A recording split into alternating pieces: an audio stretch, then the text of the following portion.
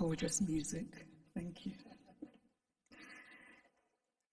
President of the Federal Republic of Germany, Dr. Steinmeier, Mayor of Berlin, Minister for Culture and Media, Dr. Monica Grütters, Director of the Humboldt Forum, Professor Dagalo, ladies and gentlemen, good afternoon. Actually, good morning-ish. It's almost afternoon.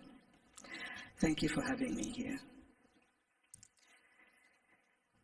When I was researching my second novel, Half of a Yellow Sun, which is set during the Nigerian Biafran War that started in 1967, a woman told me a story about her elderly father.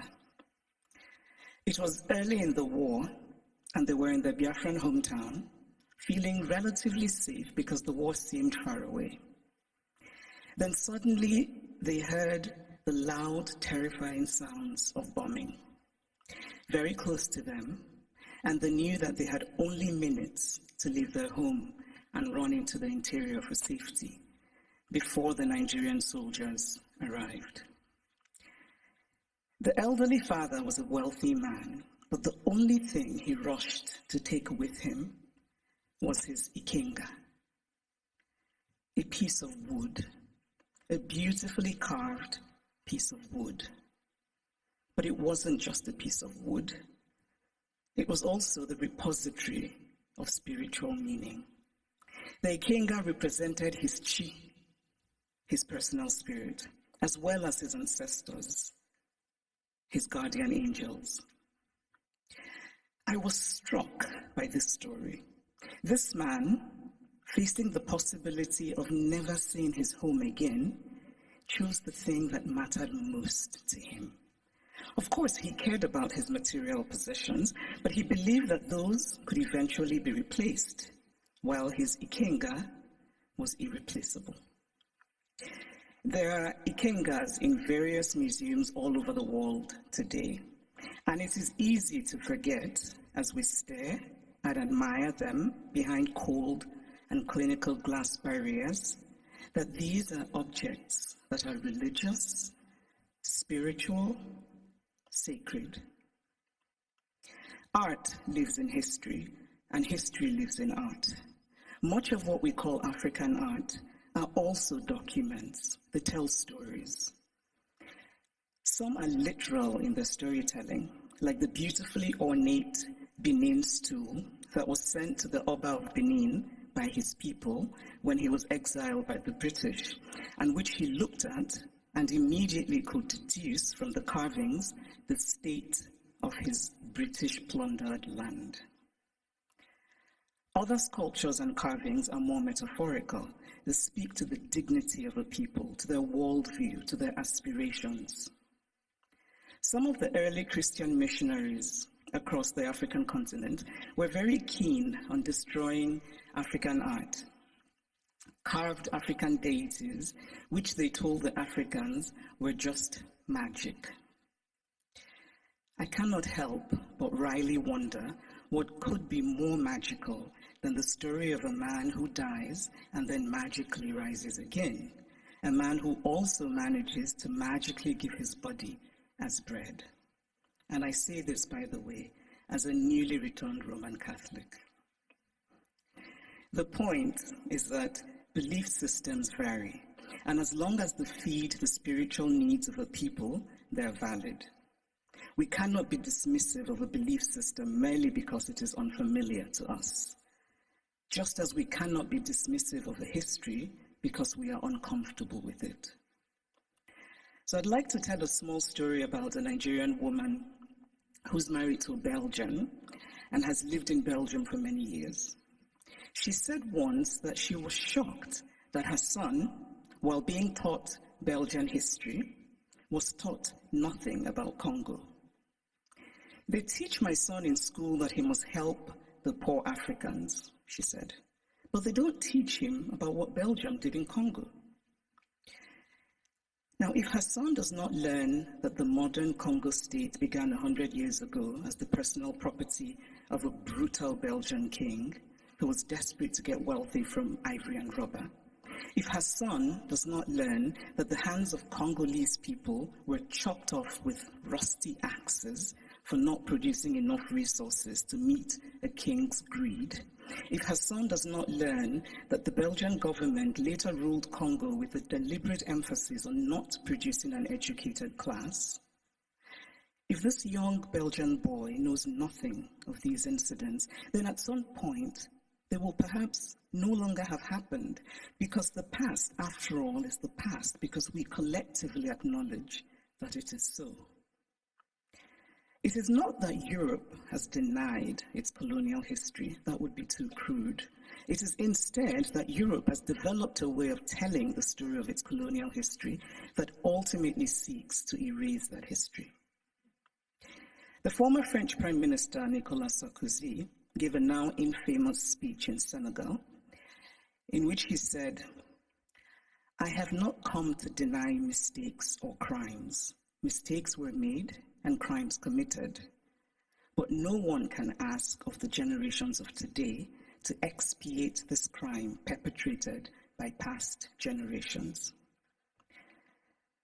This is central to the story that Europe tells itself about its colonial history. It is a story that basically says, yes, colonialism happened, but. And whatever comes after the but is the focus of the story. What the focus on the but does is that it absolves. It frees Europe of responsibility, of a significant and traceable connection to the African present, and it allows Europe the glow of charity. But the truth is that the past does not merely tell us what happened yesterday, it also illuminates what happens today. If we acknowledge that present-day Europe is shaped by the Renaissance of 600 years ago, by the Enlightenment of 300 years ago, then surely we cannot say that what happened merely 100 years ago in Africa no longer matters. It matters. We are gathered today in this reconstructed palace, a beautiful place, but also a place that represents Germany's nostalgia for imperial times. When Kaiser William II lived here, German troops were killing children, women, and men in Southwest Africa. This building says that German history matters, even in a romanticized form. The history of Africa and Asia and Latin America must matter as well. We cannot pick and choose which histories and which points of view still matter, because to do this would be an ugly exercise of brute power. And speaking of power, here's a headline I just read in a German publication. The headline says, "Where do Africa's treasures belong?" Now imagine this headline differently. Imagine if it said, "Where do Germany's treasures belong?" It would be a redundant question, because of course, Germany's treasures belong in Germany. But the question would never even be asked, because there would be no circumstance in which it would be, because of power. And so it seems to me that what we are fundamentally grappling with in this space, in all of these questions about the Humboldt Forum, is power. Unequal power, how we navigate unequal power relations. And there's always been, to me, something shabby about unequal power relations. The victory feels colorless, almost unearned. So I spoke of Belgium and its colonial history, but what of Germany and its colonial history? Do school children here learn about Namibia, what was called the German Southwest Africa? Do school children know that 100,000 Herero people were murdered by the Germans? Do they know of the wells that were poisoned? Do they know of the women used as sex slaves and others as slaves in German camps? Do they know of the Nama people killed and of the Maji revolt in German East Africa? And why should they know? Because to tell only one part of a story is essentially to lie. A story is true only when it is complete. Germany is Beethoven, and Germany is Bach, and Germany is also its colonial atrocities that have resulted in hundreds of African skulls being stored in the basement of museums here in Berlin, skulls of men whose spirits cannot be at rest, men who could well have been my great-grandfather had I happened to have been born in Eastern rather than Western Africa. It is only fair to fully own all of the stories of Germany. All countries have parts of their pasts that they're not proud of, that they would rather forget. But it takes courage to face those parts and bring in some light. And this is a time for courage. The courage to hear dissenting voices, such as those of the people who are outside right now protesting. They should be heard and included. They have valid concerns. The courage not merely to say, we take your criticism, but to follow it with action. The courage to say, we were wrong. The courage to say about art acquired illicitly, this is not ours. Tell us what to do with it. The courage to do provenance work and to actively use local knowledge. The courage to act and to act now and not become crippled by endless planning and endless talking. The courage to believe that it can be better. We cannot change the past, but we can change our blindness to the past. And why, by the way, is the term ethnological used for art from certain parts of the world and not art for other parts of the world? And then in discussing some of this art that we term ethnological, and I would argue that the language itself already suggests a hierarchy of value, when we talk about this art that was stolen, we're told that they cannot be returned to Africa, for example, because Africans will not take good care of them. It is not merely condescending to say, I cannot return what I stole from you because you will not take good care of it. It is also lacking in basic logic. Since when has the basis of ownership been taking good care of what is owned? This position is paternalistic arrogance of the most stunning sort. It does not matter whether Africans or Asians or Latin Americans can take care of the art stolen from them. What matters is that it is theirs. The brilliant Nigerian artist Victor Hikameno put it much better than I could, and in very Nigerian terms. He says, if I come and steal your wrapper, and I say I won't give you back your wrapper because you will not tie it properly around your waist, or you will not wash it well, and so the colors will fade, or this or that, all are irrelevant. The wrapper is mine, and I can do with it what I will. Give me back my wrapper because it is mine. The metaphorical wrapper, for those of you who are befuddled by wrapper, it's a piece of cloth, should be returned for the reason that a Hikameno illustrates, which is respecting the property of others, but also because Europe has defined itself as a place of certain values: progress, liberty, fraternity, tolerance, individual rights, and most of all, the rule of law. A nation that believes in the rule of law cannot possibly be debating whether to return stolen goods. It just returns them. And so if the dignity of those from whom the art was stolen does not matter, then surely this idea should matter, that Europe should be what it claims to be. Live up to the ideals with which you define yourself. I should pause here and note that sometimes these conversations run the risk of sounding like empty moralizing, or like asking for the impossible or the unrealistic, or insisting on an unattainable purity and perfection. Obviously, I don't think everything should be sent back to the countries from which they came. Not everything was stolen. But those things that are sacred, those things for whom people were killed, those things that have in them the stains of innocent blood should be returned. Obviously, we do not have all the information. There are facts lost in unrecorded history, but we can draw reasonable conclusions based on information that we do have.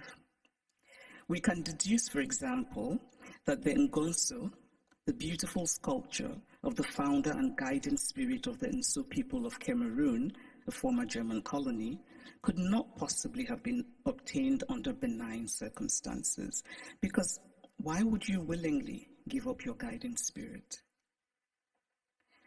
It is also important to remember that not all wounds are visible. Some wounds we carry in our hearts, inherited from our parents, passed on to our children. But this discourse is, of course, not just about the Humboldt Forum. It is about museums all over Europe, in France, in the Vatican, in Britain. And I must acknowledge that Germany is the first of the powerful European nations that has made a gesture towards returning the Benin bronzes. But it is also interesting that the announcement said that a substantial amount would be returned, which made me wonder how this would be determined and by whom. And it is equally interesting that it is British colonial loot rather than German colonial loot that is being returned by Germany. But still, it is progress. And Germany's action, this gesture towards righting what is wrong, must be acknowledged. My acknowledgement of it is not to say that the work is done, but that the work has started, and that perhaps a place like the British Museum, and I know that Neil is here, which owns the majority of the Benin bronzes, might perhaps be inspired by the German decision, and that hopefully the British Museum will rethink, and that hopefully the British Museum will rethink its policy of retain and explain, which is unacceptable. So this is the Humboldt Forum. A forum usually implies, among other things, a space created for a free exchange of ideas. One can only hope that the Humboldt Forum will live up to its name as a space for true intercultural and transcultural exchange of ideas in mutual respect between the cultures. But this rhetoric, free exchange of ideas, must be practical. And by that, I mean such things as travel visas. It must be easy for people from Africa and Asia and Latin America who should participate in these conversations to get travel visas. The Humboldt Forum was conceived as a place to tell the universal story of the human race from multiple perspectives. This is a commendable idea, but it is incomplete. Because again, we must confront the issue of power. Who tells the story? Who is the teller and who is told about? Who decided that African art should be labeled ethnological? Who has the right to exhibit the other?